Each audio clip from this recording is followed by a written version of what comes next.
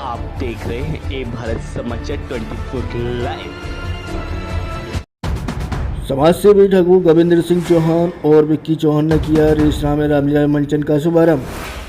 चंडौस कोतवाली क्षेत्र के गांव नगला पदम के माजरा रेसरा में शनिवार की शाम भव्य रामलीला मंचन का शुभारंभ Maharshi Dayanand senior secondary school के डायरेक्टर प्रमुख समाज सेवी ठाकुर गोविंद सिंह चौहान और समाज सेवी विक्की चौहान ने संयुक्त रूप से फीता काट कर किया। कार्यक्रम के शुभारंभ के अवसर पर ग्रामीणों में भारी उत्साह देखने को मिला। इस अवसर पर ठाकुर गोविंद सिंह चौहान ने कहा, रामलीला का मंचन केवल मनोरंजन का साधन नहीं है, बल्कि यह मर्यादा पुरुषोत्तम भगवान श्री राम के आदर्शों और जीवन मूल्यों को आत्मसात करने का माध्यम है।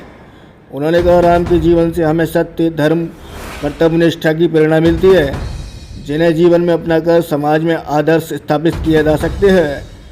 नगला पदम के प्रमुख समाज सेवी ठाकुर विक्की चौहान ने कहा, श्री राम के आदर्शों को अपने जीवन में अपनाना चाहिए। रामलीला समिति के सदस्यों ने अतिथियों का स्वागत कर उन्हें शॉल और स्मृति चिन्ह भेंट कर उनका स्वागत किया।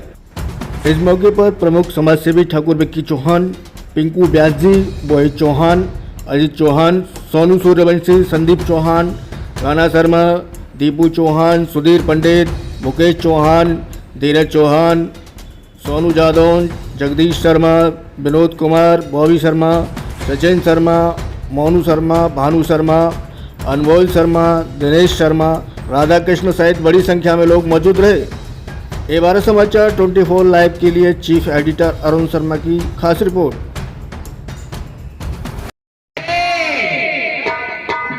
आज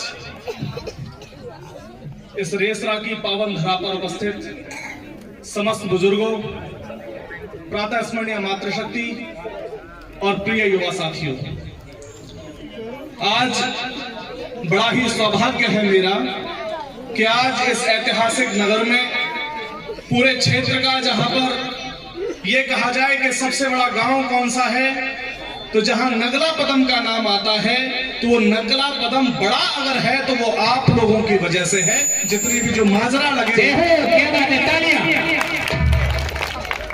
दोस्तों, हम सबका बड़ा सौभाग्य है कि हम भारत देश में पैदा हुए, उस देश में पैदा हुए जिस देश में कभी भगवान राम पैदा हुए थे।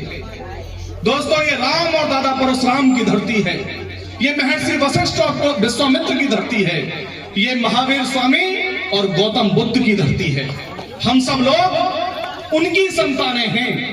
दोस्तों, ये रामलीलाएं यहाँ पर जो मंचन हो रहा है, उसका उद्देश्य केवल और केवल मनोरंजन नहीं होना चाहिए।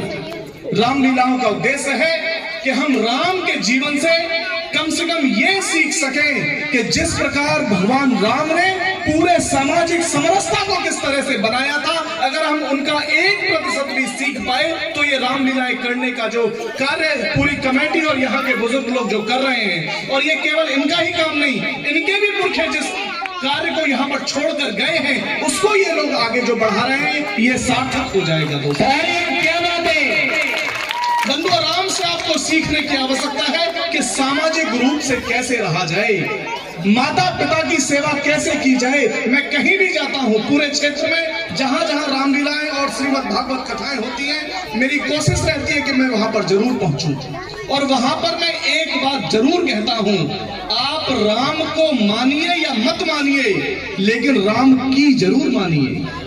राम को मानो या ना मानो, लेकिन राम की जरूर मानो। एक बार करना चाहूंगा कि आज उन्होंने मुझे बुला करके यहाँ मेरे ऊपर इतना बड़ा एहसान किया है कि मैं इसे कभी भुला नहीं सकता।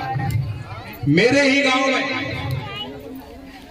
अगर ऐसा अवसर मुझे मिले, मैं इनका हमेशा ऋणी रहूंगा। नगला पदम और रेसरा, नगला शोभा हो, नगला बादाम हो या सिद्धनगर, सभी मेरे गांव की। नगला पदम दिल है तो माजरा दिल की धड़कन।